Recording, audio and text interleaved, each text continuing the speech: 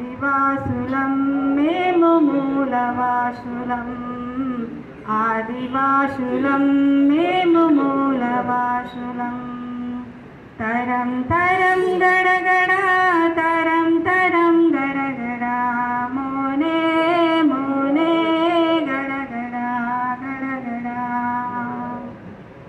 పరేటి వాగుల్లో మెరుపుల మేమే, లోయల్ల రేల గడ్డి రేకుల మేమే, కొండ పరుపంతా వలసి పువ్వుల వాసన మేమే. ఆదివాసులం మేము మూలవాసులం, ఆదివాసులం మేము మూలవాసులం. తరం తరం గడగడ తరం తరం గడగడ మోనే మోనే గడగడ గడగడ. గృహల్లో గుడిసెల్లో పులిలై బ్రతికం, చెట్లల్లో చేమల్లో చినుకై కురిసం, కొండ పరుపంతా వలసి పూల వాసన మేమే. ఆదివాసులం మేము మూలవాసులం, ఆదివాసులం మేము మూలవాసులం. తరం తరం గడగడ తరం తరం గడగడ మోనే మోనే గడగడ గడగడ గడగడ గడగడ. రోజు విశాఖపట్నంలో ఆదివాసీ సమస్యల మీద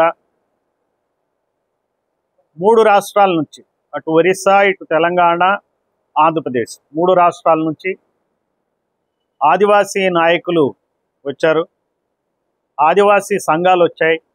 ఈ సంఘాల నాయకులు, రాజకీయ నాయకులు అందరూ కూడా అన్ని పార్టీలకు చెందిన వాళ్ళు ఇక్కడ 2 రోజులుగా చర్చించి ఆదివాసీ చట్టాల అమలు కోసం, రాజ్యాంగపరమైనటువంటి హక్కుల సాధన కోసం ఒక సమన్వయ కమిటీని ఏర్పాటు చేయటం జరిగింది.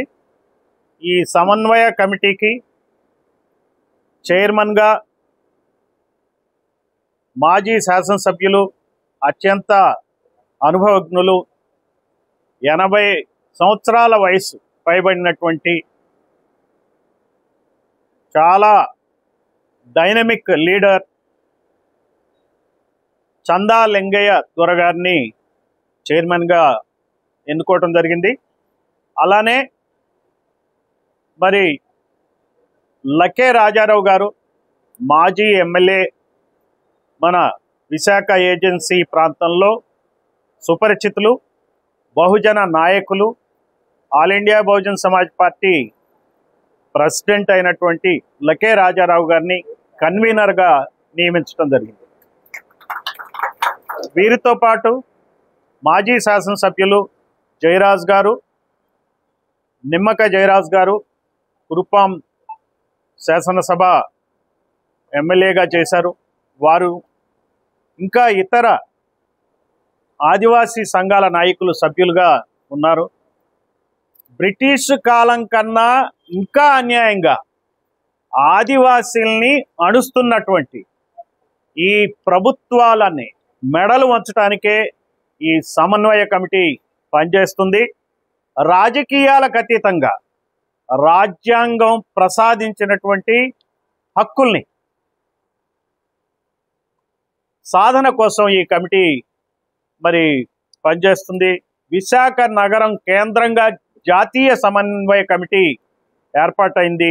ఈ సందర్భంగా ఆదివాసీల సమస్యలకి అన్ని పార్టీలు ఈ సమన్వయ కమిటీతో కలిసి రావాలని చెప్పి కోరుతున్నా.